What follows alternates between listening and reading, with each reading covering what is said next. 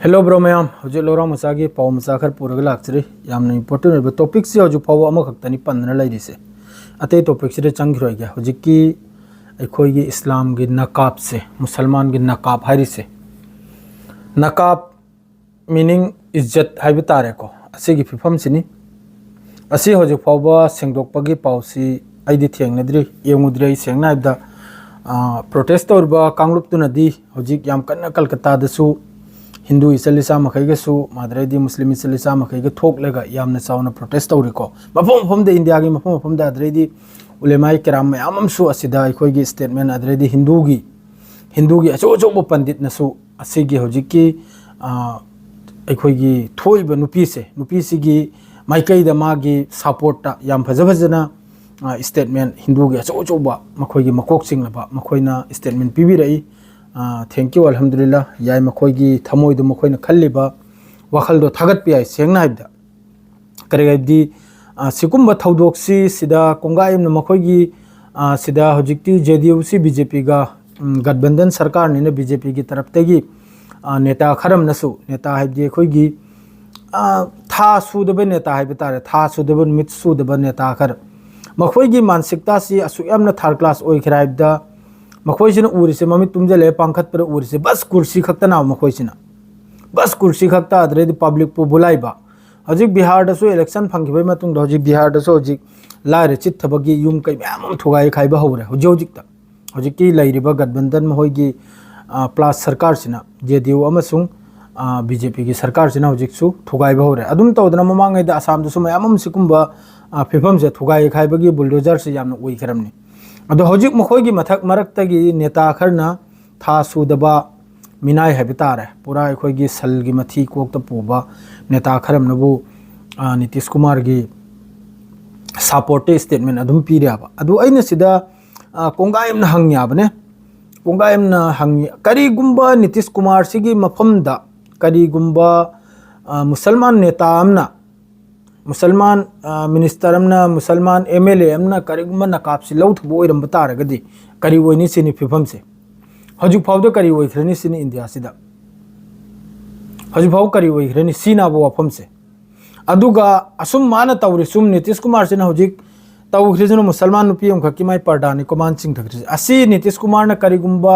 सिगी थौदोक्सी राजस्थान अमसुंग हरियाणा रोमगी मखोइसु पर्दानी को मखोइ नुपी मखैसु lion ममाई कुपचल्ली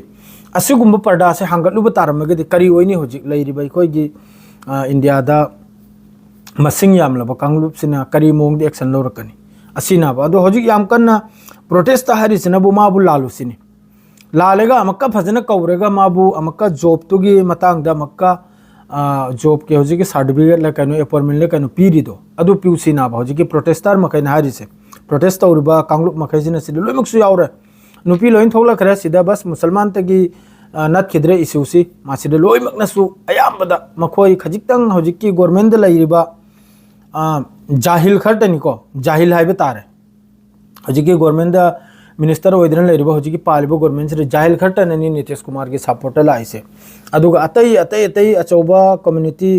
India मसिंग याम लो community की अचो अचोब धर्म गुरु लैरिदना अदु मखैदन सुसिगी वाफम से याम थिन कंदेम तौर याबा करे इज्जत हाथ दालेरिम नायना अदुन महा की मानसिकता सी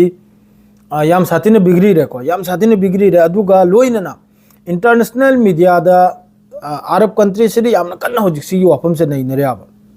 इंटरनेशनल मीडिया से तुर्की दो ओइगेरा इजिप्ट दो ओइगेरा ओमान दो ओइगेरा कतर दो ओइगेरा याम कन्ना सिगी चर्चा से मखोइगी न्यूज़ ता माद्रे मखोइगी मीडिया दा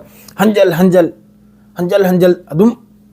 वीडियो से ला याबा हजिक सिगी मतांग सिदने बुरका हताई की मतंग मातसिना मरम ओइरेगा सोमदा थबुक सूरिबा अखोइगे हजिकी इंडिया मनुंगदा मसिंग यामलबा कांगलुप याम साथिना मिडिल ईस्ट सिदा गल्फ सिदा याम साथिन थबुक Suri बहरन दोइगेरा Qatar दोइगेरा Oman दोइगेरा Dubai दोइगेरा Saudi अरब दोइगेरा अदुना सोमदा अखोइगी लैरि मखैसिना मियेंग से यामना कनम तौन एंगलकनाबा यामना अखोइगी मियेंग अमदा एंगलप तारे मागे असागी हरकतुना इंडिया मनुंग सिदा सी ओइरि बोरे मुसलमान महगी माइरेप सिदायना खलबो वखल मा दुम लाखरनाबा अदु कनागिनो इज्जत मांगिसे अखोइ इंडिया की इज्जत नाबा तारिसे इंडिया की नाबा इंडिया की मादी कनो मादी लांथोकलमेगा लोइखरा इज्जत तुरे हेंग फाव इंडिया दा सुमो याइबदो भारत दा सुमो याइबदो दुम लेहोगनाबा अदुनि नुंगाइतबा हाइबु अदो अथोबदा कनोमनी अथोबदा माफी मांगी दना सिगी मैटर से पूरा क्लोज तो किबा अदु हजुक सु मुक्तन लैरिमनि मा हजुक फावबदा असाई फावबदा हजुक कि दे पाद्री को असाई फावबदा मुक्तन लैहरिमनि मखोयगी नमरुद जाहिल नेता खरना मागी माइकेदा सपोर्टा स्टेटमेंट दु पीबदुदा महाक से मथवाई से थमोई से चाउसुक्तन लैहरिमना इने तोदु लान दे क्राई कि लान दे फाव हारिमनि नेता खर ठोकलक लेगा इमा बुरका हताय दु फाव दुम ओइ सुम ओइरे अतई द खुद थारम बोरगि करी ओइनि करा अदु स्टेटमेंट लो मिनिस्टर म ओइबगी मंत्री म ओइबगी एमएलए म ओइबगी अदुगुम स्टेटमेंट दु पिरिमनि इंडिया मनुंग से ताउसे मैम ताबिरो अदुनि मीना कराय मीगी अतई अतई कंट्री ने कराय कराय योखरा याखोइना कराय दे लैरि हौजिकसु याखोइना संथीदगी चाक थोंबा माद्रेदी फलाना दु थकले गनबु कनम तौबा अदु फलाना अनाब कोकपा अदुगुम्बा थबकता लैरि अखोइना मीना जापान चाइना अमेरिका करम करम योखरे अखोइना दुम गुलाम की हालत दुम लैहौरे सिनि नुंगाइते बाइबु सियारिगा लोइजरे अस्सलाम वालेकुम।